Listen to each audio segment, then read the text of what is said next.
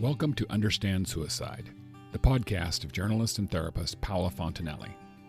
Since her father's suicide in 2005, Paola has dedicated her life to breaking the silence around this most stigmatized of subjects.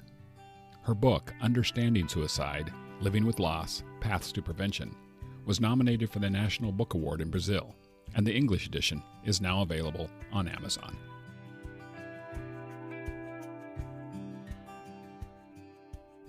Hello everyone. Today we're going to do something different.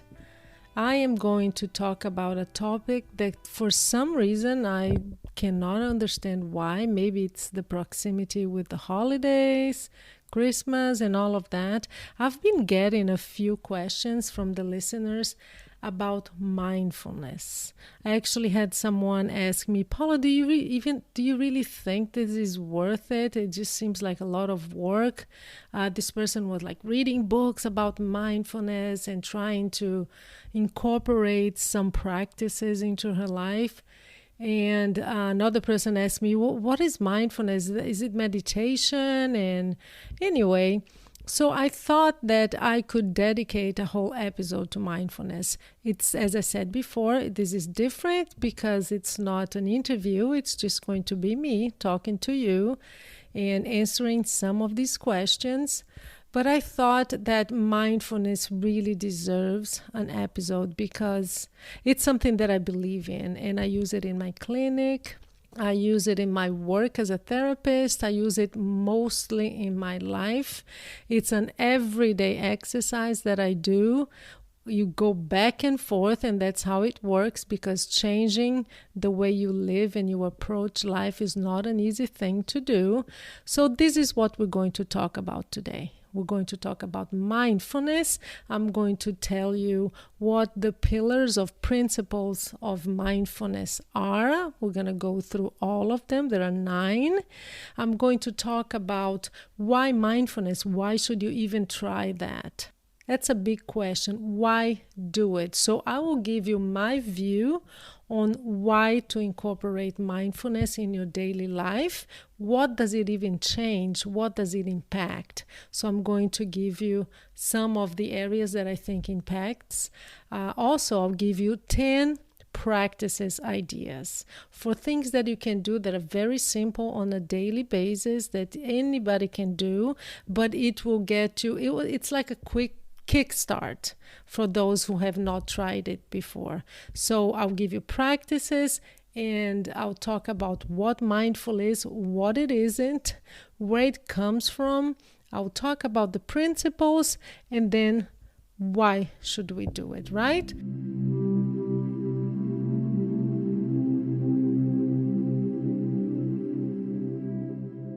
What is mindfulness?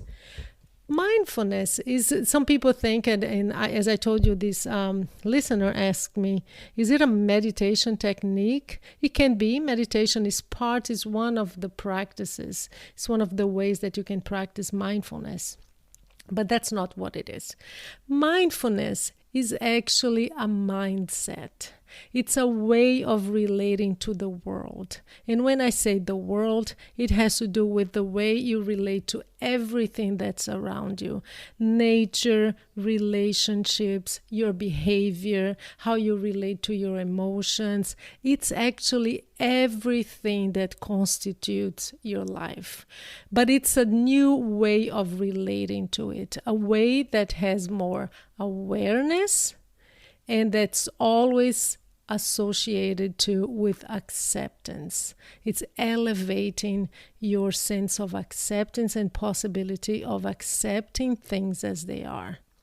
I will give you some examples, but in general terms, mindfulness is a new lens. We all have lenses through which we see life. Some are more positive and optimistic, some are more negative, but we all have them. But it's a mindset. To me, that's the best definition of it, of what mindfulness is.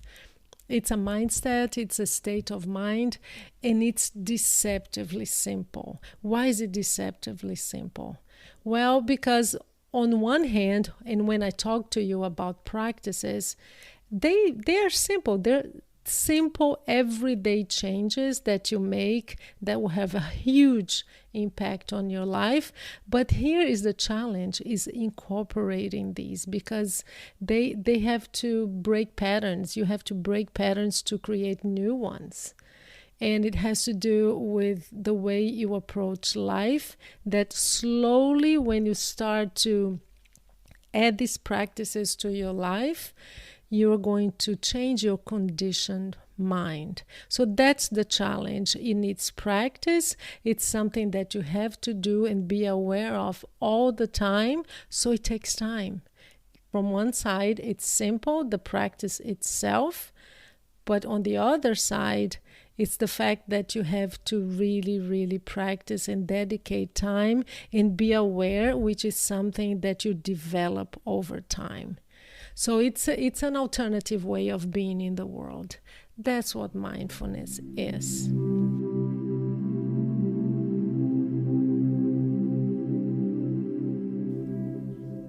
And why is it a challenge? Let's talk about today. What makes it even harder today for us to incorporate mindfulness practices in our daily lives? And that's going back to the idea that it is deceptively simple. What gets in the way? Well, one of them is multitasking. We live in a world today that if we're not able to do 10 things at once, we're not being productive, right? So it's this idea of productivity, of doing so many things at once, doing it all. And I remember last year during COVID, not that we're over COVID, but when we had the stay in place, what was it again? We quarantine, and the whole year that we practically had to stay home. Sometimes I would feel, and I have, it happens to me now still, but not as much as last year. I remember that there were times in my life that I would feel overwhelmed. I think we all did last year. It's practically impossible to not have felt that. And I would sit down and actually look at my diary, my to-do list, and think, well, what can I not do?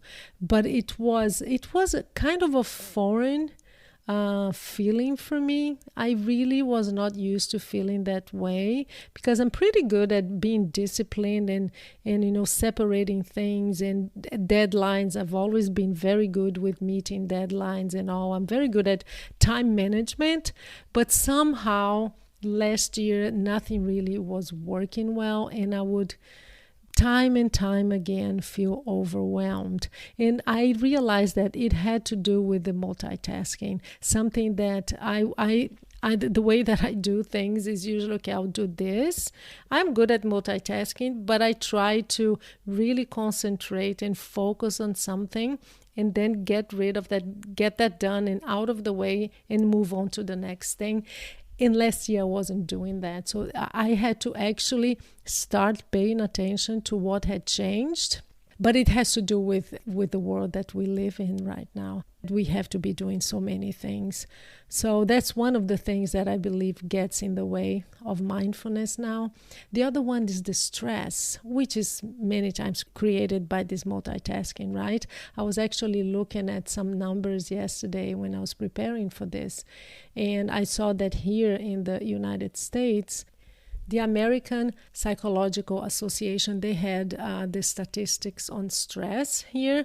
They call it the 2021 stress snapshot. So if you want to Google that, and it showed that 84% of Americans felt emotions associated with stress. First one being anxiety, which is, I think, still a result of COVID, because that was the number one. And even from my clients, I was seeing this in my clinic all the time. Before COVID, there was a lot of people coming in, and depression was a big thing. But it totally shifted during COVID.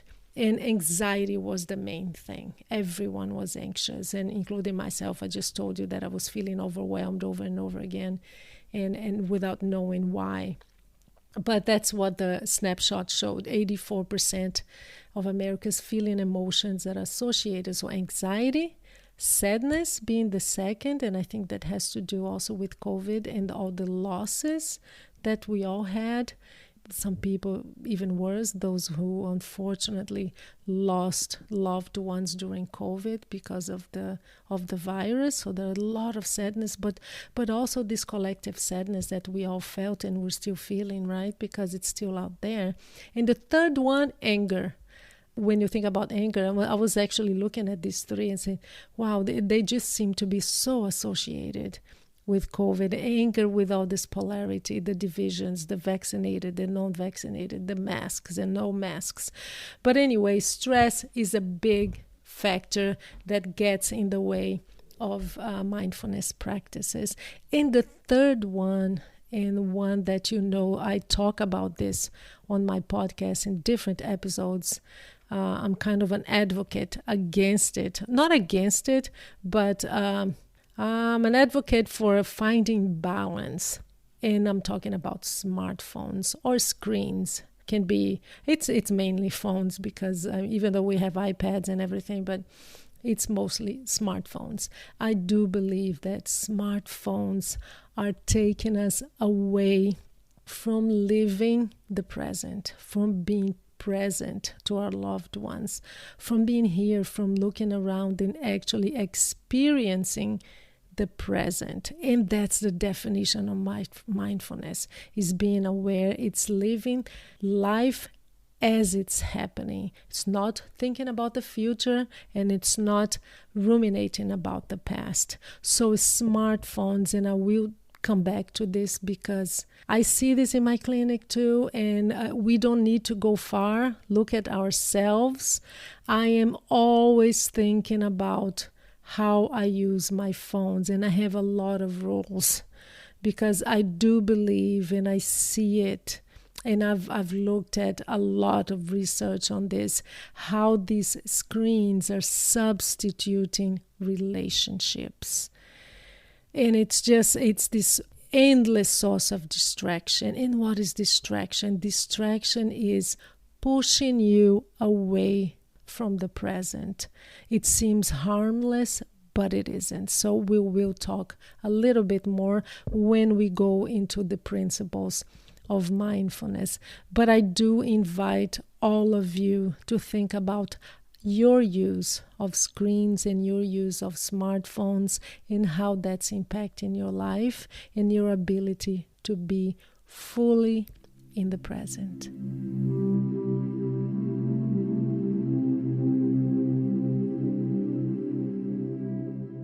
And now I will talk about the principles of mindfulness. These principles were created by Jon Kabat-Zinn. He's a follower of Zen Buddhism, and he's very much responsible for bringing and expanding the knowledge about mindfulness in the Western world. I will have some links that if you're interested in looking at his work, I'll have it on my notes.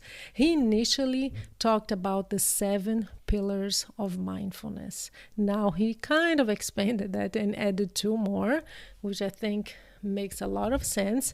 And I'm going to go one by one and explain what they are.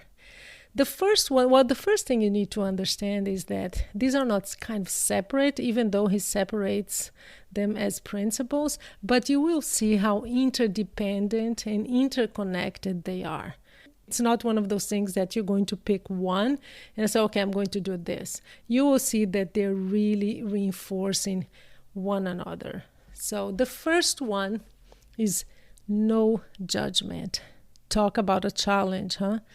We are not even aware, but try to pay attention to the number of judgments that you make every single day.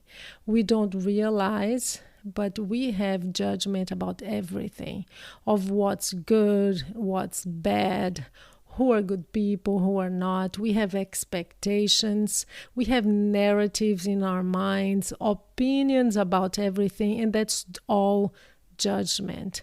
So what John says is, come to life as an impartial witness. So try to not judge things. Have this impartial witness perspective. And then this is one of the hardest things to do, because we don't even notice, but we do judge a lot.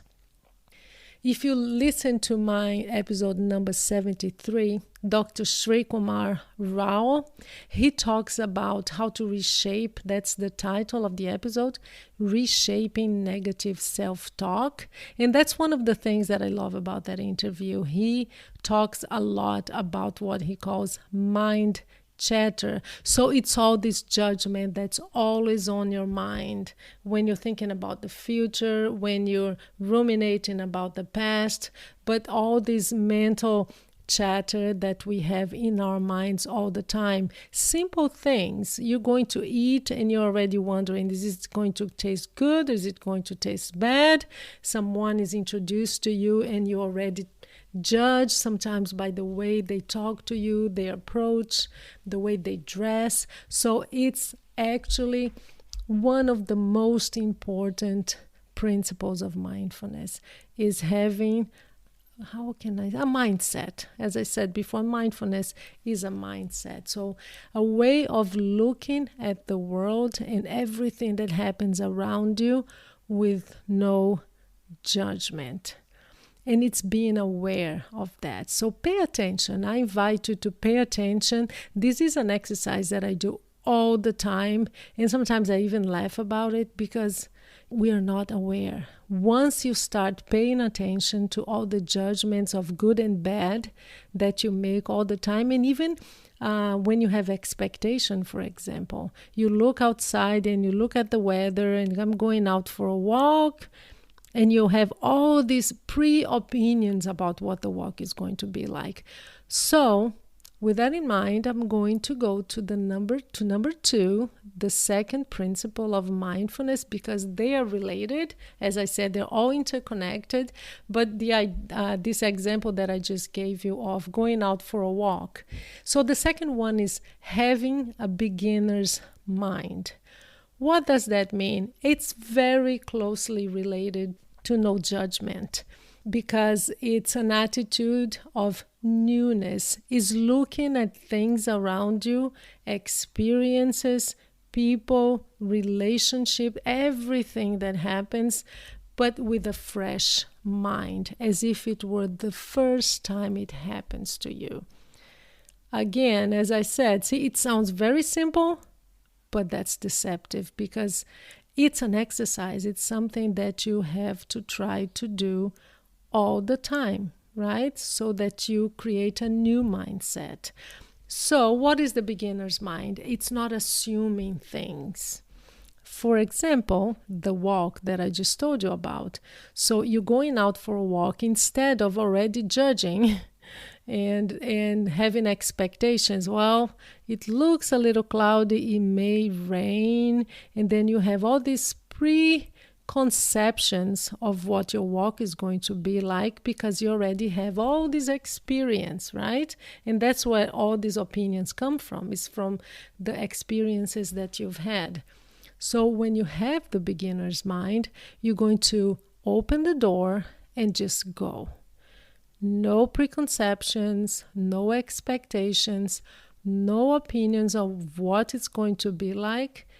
Fresh eyes. Don't assume, don't make predictions.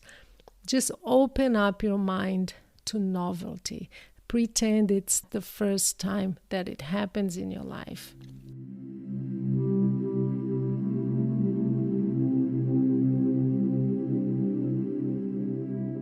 The third pillar of mindfulness is patience. Again, talk about a challenge, huh? I think about, for example, attention span. Because of screens, of all these videos, TikToks and Instagrams, and everything has to be quick videos, and you see and you watch 10, 12, 20, 30 things in one day. You don't even remember what you saw. It's the culture of speed. Everything has to be quick. So exercising patience is really, really hard.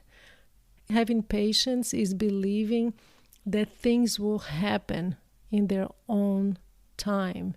It's not about you having to make things happen all the time, but it's also about having patience with yourself and not having to multitask, for example. You see how all this is interconnecting, and it's not about you being perfect. It's not about you doing everything perfectly and being the best in everything.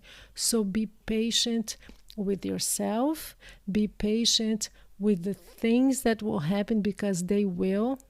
No matter what you do, they will happen in their own time.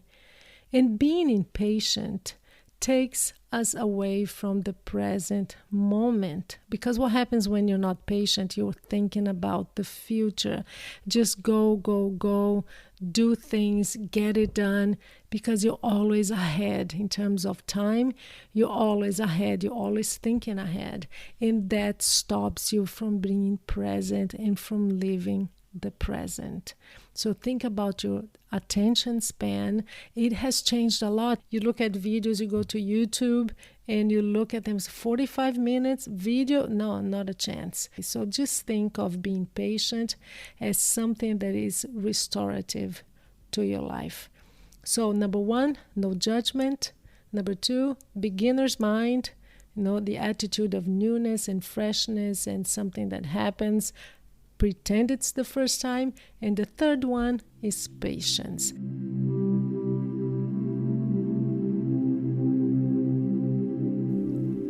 The next one, number 4, is trust. Trust in what, right? Trust in everything. Trusting in yourself. For example, sticking to your beliefs, sticking to your values, believing in your intuition, for example, trust it. Trust the ability that you can meet your own needs. Be your own person. So it's not trust in others only, but it's trust in self first. Trust in your body. What is your body saying to you? So many times we do not pay attention to our bodies, right? One of the exercises that I do with many of my patients and even friends, I did this with a friend the other day, was when we're talking about emotions and someone shares with me. And try to do that with yourself. When you're feeling something, where do you feel it in your body? There is always a part of your body. There's always a body expression of emotions. So, for example, if you feel anxiety, there is usually, it's different for everyone, and that's why I ask. Some people feel this tightness, right? Tightness in your heart. They say, oh, my heart is so tight. I feel this numbness sometimes. Sometimes you feel a change in temperature. If I feel fear, for example, my body immediately, the temperature goes up. So this is something that is really important for you to do, because you start trusting your body. Pain, for example, I've been having back pain for the last 2.5 months. I have a herniated disc, and it's really a challenge for me. It's so hard to live in pain, and I've been having pain for a while now. I've been doing a few things. It's getting better, thankfully, but it has to do with this concept of trust in your body.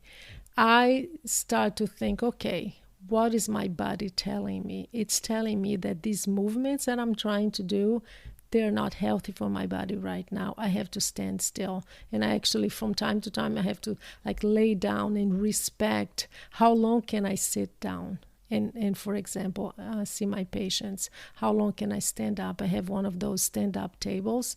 So trust your body. Trust what your body is telling you instead of fighting, because sometimes you make it so much worse. When it comes to ailments and disease and illnesses, we fight our bodies so many times instead of trusting it. So trust is one of these principles of mindfulness. So trust in self, trust in your body, trust other people, of course, with limitations. We always have to be careful, but trust experiences too. Mindfulness, for example, trust that mindfulness will improve your quality of life.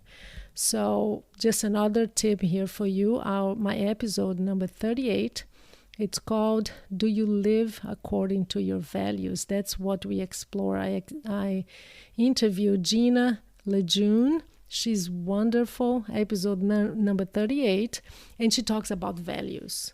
She talks about, are you living your values, right? So it's about belief in self and belief your intuition and your ability to trust yourself and to listen to your values and live accordingly.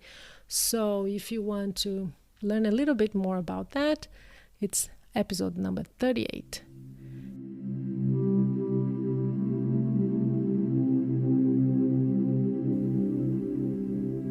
The next pillar is non-striving. That's one of the toughest, at least for me it was, to understand, because we live in a world where we're always trying to get somewhere, right?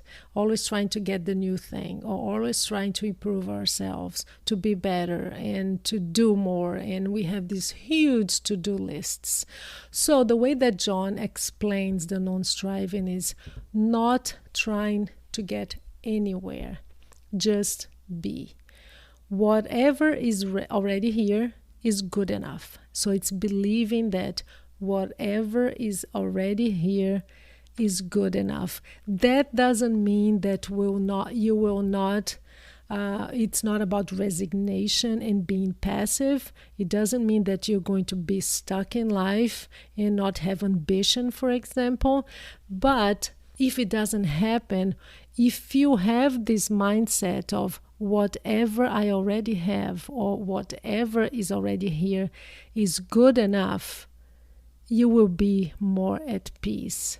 You will try to get somewhere, but believing that if I don't, it will not be the end of the world.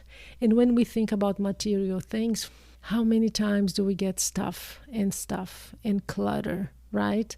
And so many things that many times we don't even need, but just because it's what culture tells us to do, it's what consumerism tells us to do.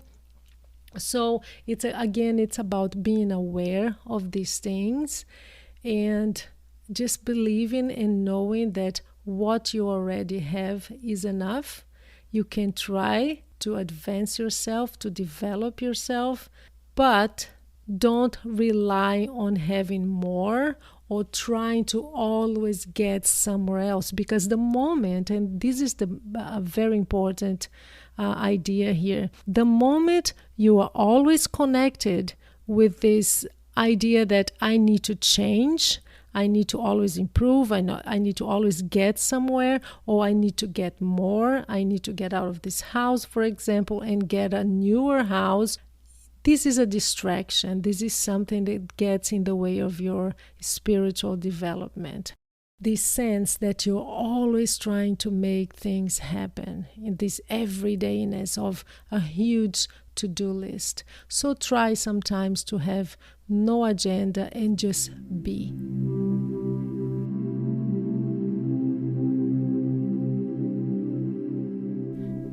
The next one, number 6, is acceptance. And when we talk about acceptance here, is not being accept everything. Everything is okay. If people mistreat you, that's fine. No, but it has to do with accepting how things really are. So let me give you 2 examples, situations. When I think about suicide, for example, so many times we get stuck on being angry, on not accepting. Death is a hard thing to accept, even more when it's suicide, right? So suicide, you can spend years avoiding the reality that it happened. I had a friend of mine whose husband had died by suicide, and he had died like 20 years before we met, and we were talking about it.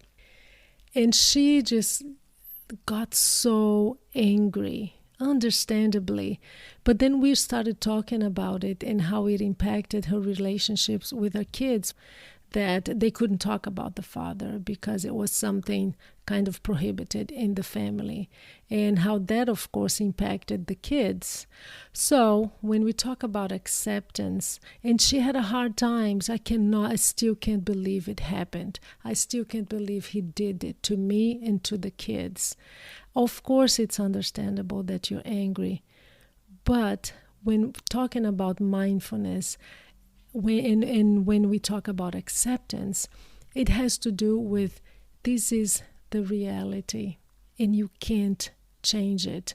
And the longer you spend trying to change situations, crises, relationships, people, or even yourself, sometimes we go against who we are and we make such an effort try to please somebody else and be someone that we are not.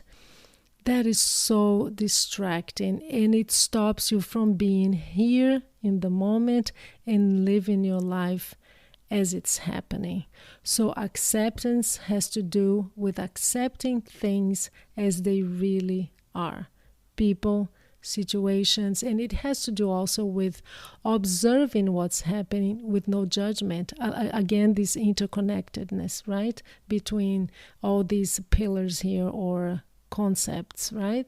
So no judgment, you observe with no judgment. It has to do with accepting.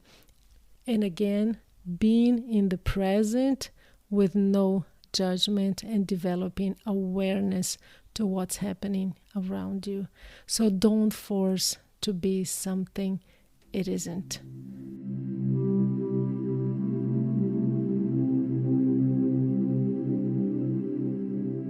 The seventh pillar is letting go. And this has to do with attachment, and not just material things, because that's what we think. When we think about attachment, we immediately think about being attached to things, right? But it's letting go of ideas, for example. Sometimes we spend so much time being fixated on ideas, and many times these are ideas and expectations of things that will never happen. Because when you are fixated, just think about it, when you are fixated on something that you insist and you insist and you insist that will happen, and many times it won't, it prevents you from seeing other possibilities and you get stuck. You can also let go of worries. Think about anxiety, right? Remember when I talked in the beginning that that's one of the things that gets in the way of mindfulness nowadays, the stress, and at least here in the US, that anxiety is the number one emotion associated with stress, at least now in 2021. So letting go of worries about the future, and that's a great way of avoiding anxiety or lowering your anxiety. Let go of worries. The other one, another example for you, is trying to let go of emotions, especially the ones that get you stuck.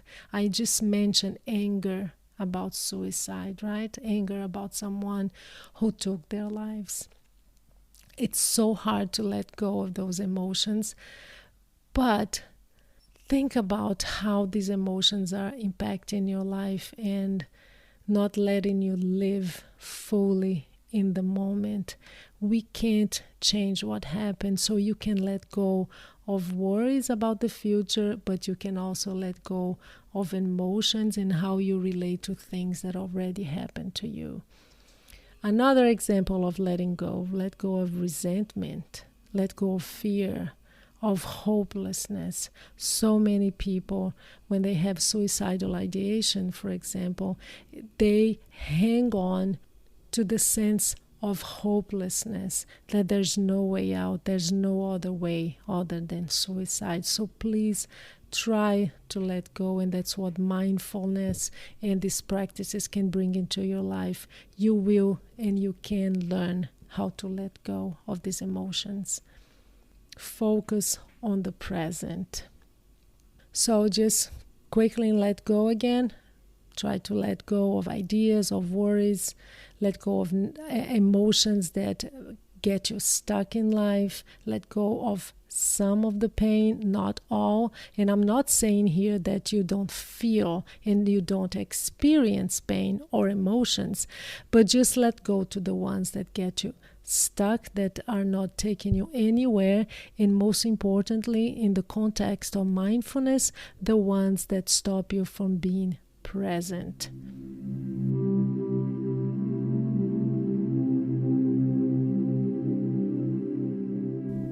And now number 8. The number 8 is gratitude. John actually first started with 7, so he stopped on letting go. And he added later on, he added gratitude and generosity. So gratitude is number 8. Have you ever noticed how many things you take for granted every day? We do, and we don't realize because there's no awareness, right? Again, I'm going to repeat this. Awareness is like the basis of mindfulness. It's one of the most important things. That's what you exercise and you practice, and that's also what you develop with practices of mindfulness. So we all take for granted so many things. Just think about COVID. During COVID, we realized all the relationships that we took for granted. I'm sure that it happened to you. It happened. We read about it. We heard about it. There were so many people talking about even the small and quick interactions that we had in our everyday life that were gone because of the quarantine and COVID and all the restrictions. So just think about all the things we take for granted all the time. The food that we have at the table, the relationships that we have in our lives, that COVID put the flashlight and placed it on all these things, right? It magnified all the losses that we had, right? So gratitude is an important one. And last but not least, number 9, generosity. Generosity is so healing. We all know that. Generosity, not just with others, but with self. Start there. Be generous to yourself. If you've lost someone to suicide, for example, there's so much guilt involved many times, and it's not even related to the death itself. It's not that you find or you feel guilty about their death, but you feel guilty about the relationship you can't repair. You feel guilty about the not so kind words that you once said to the person, about the time you didn't spend with that person. So there's so much guilt, and I see that all the time with suicide loss survivors. So be generous with yourself, and also those who are contemplating suicide. Be generous with the fact that you're not perfect. So instead of thinking you're never good enough and you never get anywhere and there's no other way out, try to be generous with yourself. And you see how important all these pillars here are to live in a fuller life. So number 9, generosity. I'm just going to go over all of them again, just reminding you. Number 1 pillar, no judgment. Then beginner's mind, patience, trust, non-striving, acceptance, letting go, gratitude, and generosity. Next, let's look at why. Why should we practice mindfulness?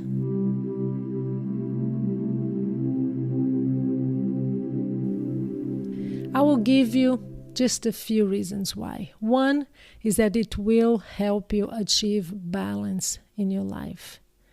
A second one is creativity. Creativity is so important to everything. You need to be creative. And I'm not talking about art, right? I'm not talking about drawing or painting or engaging in hobbies. No, I'm talking about creativity in everything. Creativity to keep your relationships alive and interesting. But in order for you to be creative, you need to have a rested mind. You need to have a clear mind. You need to get rid of clutter. You need to know what your priorities are. And you need to focus on those and be in the present. It will also bring you inner peace. Your brain needs to calm down. And once it gets into the habit of all these things and the practices that I'm going to mention next, you will be more peaceful. You will feel it in your body. Your body will respond. You will also live more fully. Why? Because it will affect all aspects of your life. It will affect your relationships because you will be more present. Remember when I talked about the screens? How many times are you, instead of talking to your loved ones and just being with them, you're looking at your screens? I'll give you a tip here, something that I do in my own life. Bill and I, we have a day of the week, and we're actually thinking about having 2 days that we call no screen days. So of course during the day we have to work, so we need to be on the screens, especially computers. But once we finish work, the work day, no more screens. We don't even look at our phones. We don't watch movies. We don't do anything related to distractions. We are just there for each other. So we read, and it's been really great. These are the days where we go out on dates. We just stick around and hang out. I'll be looking at catalogs or reading a book. He'll be reading his magazines. And we're just there. We'll have a drink. We'll just talk. Sometimes we have game nights. And sometimes we just cook together. So it will affect, because you will concentrate and focus on the present and being present and being there for your relationships. But it will affect your life too. You will be more aware of your priorities, where they lie, and you will allocate time to what's important in your life. I can guarantee you that. And last, it will affect your relationship with yourself too, because you will be more aware of your emotions. You will be more present in your life for real. You will be able, because once you are more aware of emotions and you accept them as they are, you will be able to regulate these emotions. So it will be good for your mental health as well. Another reason why to do mindfulness is to establish a healthier approach to your emotions. I just mentioned you'll be more present, you'll be able to regulate them. But why is that? Because you will be more aware, you will be able to feel your emotions, accepting them without judgment. And you will not be thinking about the future as much anymore, or ruminating about the past. And that has to do with your mental health. You will improve your mental health as well, because just think about depression and anxiety. Depression is about rumination about the past. You're stuck on the past and you're depressed because of it. Anxiety is the same, but except it's for the future, right? You are ruminating and you are thinking about the future and worrying about the future. That's what depression and anxiety brings to your life. So you will improve, if you practice mindfulness, you will improve your physical and your mental health. And last, it will also improve your concentration. And remember when I talked about multitasking, if you improve your concentration and your capacity to focus, that's the opposite of multitask. You will not need to do 3, 4, 5 things at the same time. Because if you can concentrate, start and finish something, you don't need to multitask. So these are some of the reasons why.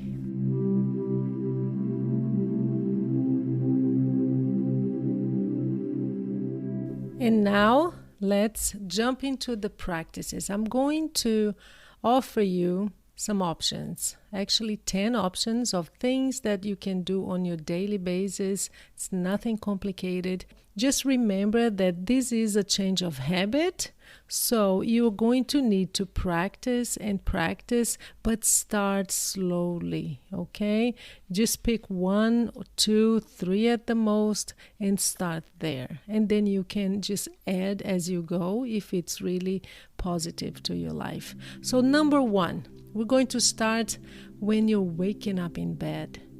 Before you get up, And has to do with the awareness that I talked about in being present. Before you get out of bed, first of all, do not pick up your phone. And that's another invitation I have for you guys. If you can, just give it a little bit of space for you every morning without your phones. So when you get up, before you do that, just close your eyes, do some deep breathing, 2 or 3 deep breathing, and set the tone for the day. Set an intention, for example. You can just wish, well, I hope, may I have a peaceful day, may I find content, may I find love, whatever is relevant to you. But set an intention for your day. Just close your eyes, and before you get up, do that. You can even make a wish, which comes with the intention too. Concentrate on your body. Pay attention to how it feels at that moment. So just you can even do some visualization. Just imagine yourself hugging someone you love, but just start the day with a little bit of mindfulness and calm. Okay, that's number 1. Number 2, take a break during the day. When you're doing all those things on your to-do list, when you have work and deadlines and you start feeling like you're getting overwhelmed, or after you do this for a while, you will see that you get into the habit and this overwhelming sensation will lessen. But find a place in your home, wherever you are. If you are at work, maybe take a walk around the block, but find a place where you can undo. Just find a comfortable place where you can just breathe and calm down, and again set the intention for the rest of the day. We need silence, and we don't get much of it.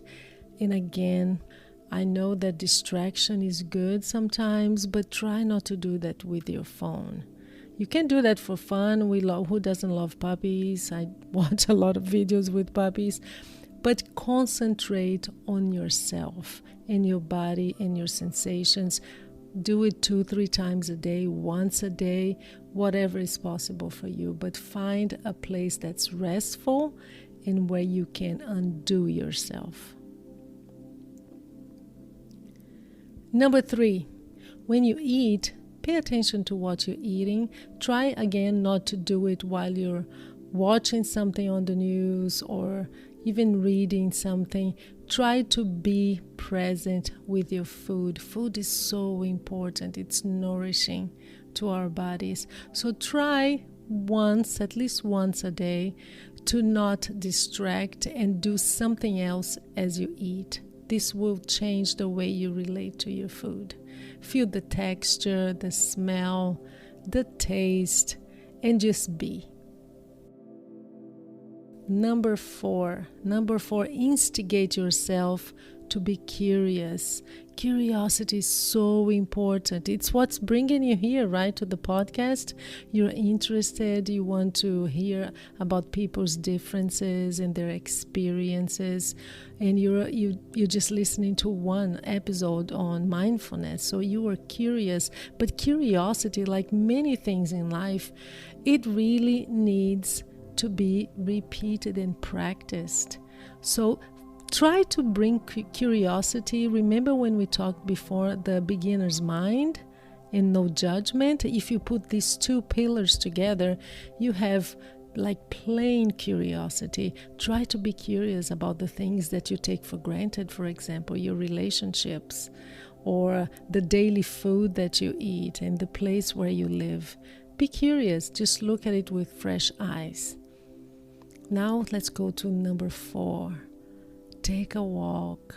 That has to do, for me, oh my goodness, I do a lot of walks. And when I feel a little bit too much, that's too much in my head, I live a lot in my head like so many of us do. Taking a walk is so important.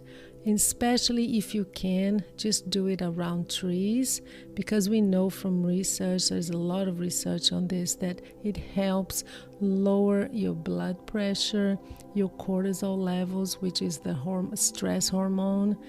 It improves your mood, increases the ability to focus, everything. It just boosts your immune system. So if you can find some green around you, that's even better. It doesn't have to be a 40-minute walk. Again, small steps.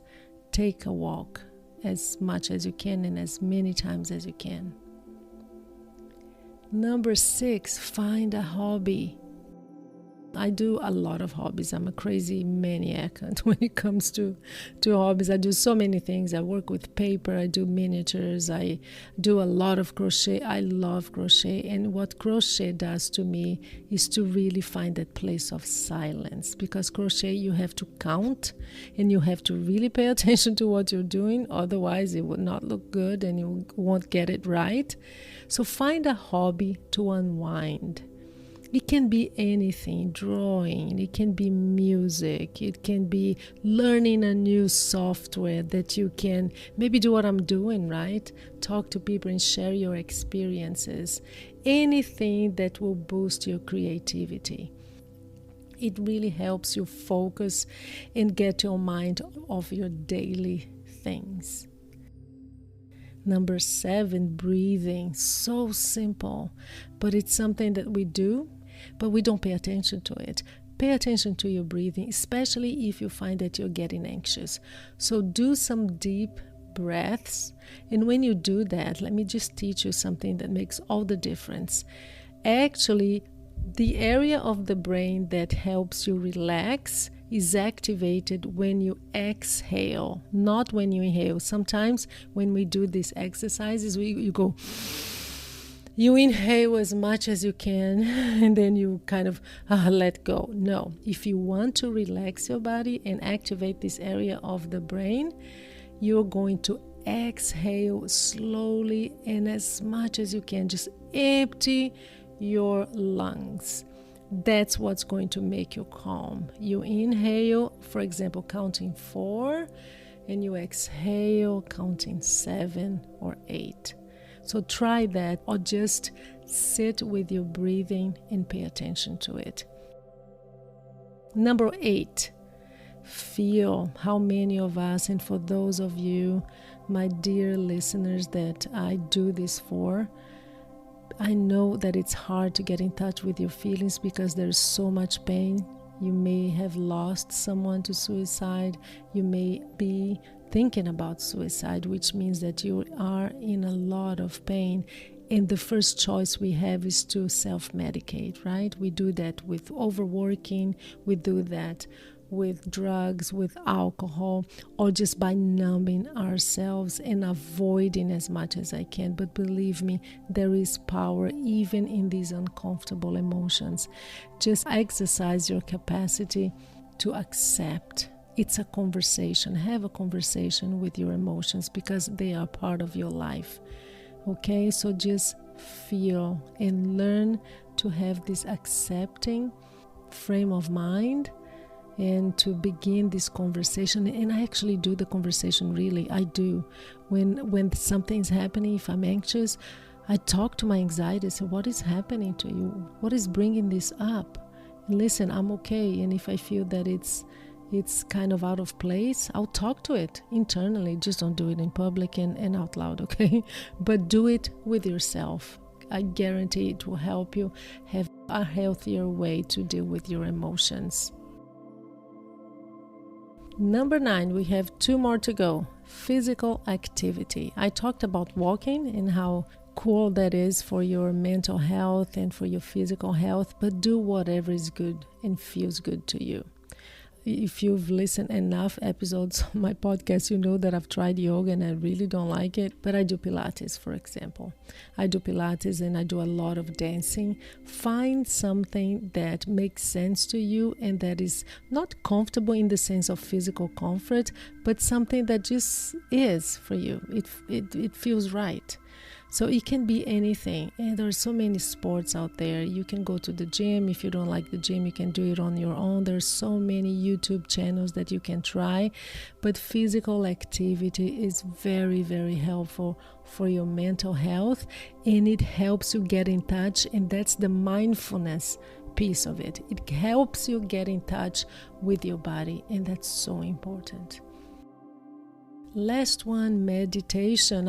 I bet many of you were thinking, oh, isn't she going to talk about meditation? That's mindfulness, right? And it is, yeah. It's one of the main and the most well-known and talked about practice of mindfulness for sure. But here's the thing with meditation. Many times you try, and it's happened to me many times, you try and your mind wanders and then you start getting judgmental and critical with yourself. I just can't do meditation. I can't do it. I just can't think of anything. So I actually did once, I went to a Buddhist temple and I tried the meditation that they do with the Om. I don't know if you've heard this one. And it really made sense to me. And the guy explained, the monk who was teaching this technique, it made sense to me after he told me why they do that. They actually, they know that it's so hard for people to just not think of anything or just focus on one thing. It depends. There are so many types of meditation. So the Om one, you just do the sound. The whole time you're meditating, you're going, and I thought, well, why do you do that? Why do you need that sound? And he said, well, especially for those who have a hard time concentrating on nothing or on one thing, the Om sound, the fact that you have to be doing it, kind of brings your attention to that. So you are present, you are concentrated even without noticing on that sound, and it helps meditate. So it made sense to me. So you can try, just do that sound while you're doing that. Try whatever type of meditation. There's so many out there and you can learn online. There are people who teach you that. But remember, the main thing with meditation when it comes to mindfulness is be generous with yourself, forget the judgment. Right? No judgment too. No, oh, I'm doing this right or wrong. It will take time and it takes practice. Be patient with yourself. This is when all the pillars of mindfulness come together. The generosity part, the non-striving, which means you don't have to get anywhere. Patience, exercise patience, acceptance, and no judgment. So that's what meditation should be, and not another thing that you need to learn and do right. And this is it. I hope I have helped you understand what mindfulness is. I hope you try. I really do. Let me know. Send me a message. You can send me a message to my email, understandsuicide@gmail.com, or you can send me a voice memo or even a text message to 541-946-3141. That's USA, so you have to add your country code if you're not in the US. And please do share with your friends if you think someone can benefit. I don't like to be asking this all the time, but it's really important because it helps people find the podcast and the YouTube channel. So thank you so much. Let me know if there is anything else you would like to learn about, and I'll be happy to help you with that. This is a topic a little bit off suicide, but not really, as you might know by now. Thank you so much for being here with me again, and I will talk to you on my next podcast. Thank you.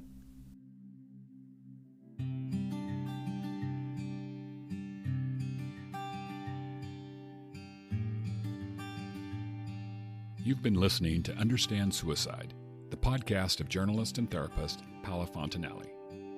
If you've been touched by suicide and believe your story might help others, please consider contacting Paola through her website, understandsuicide.com.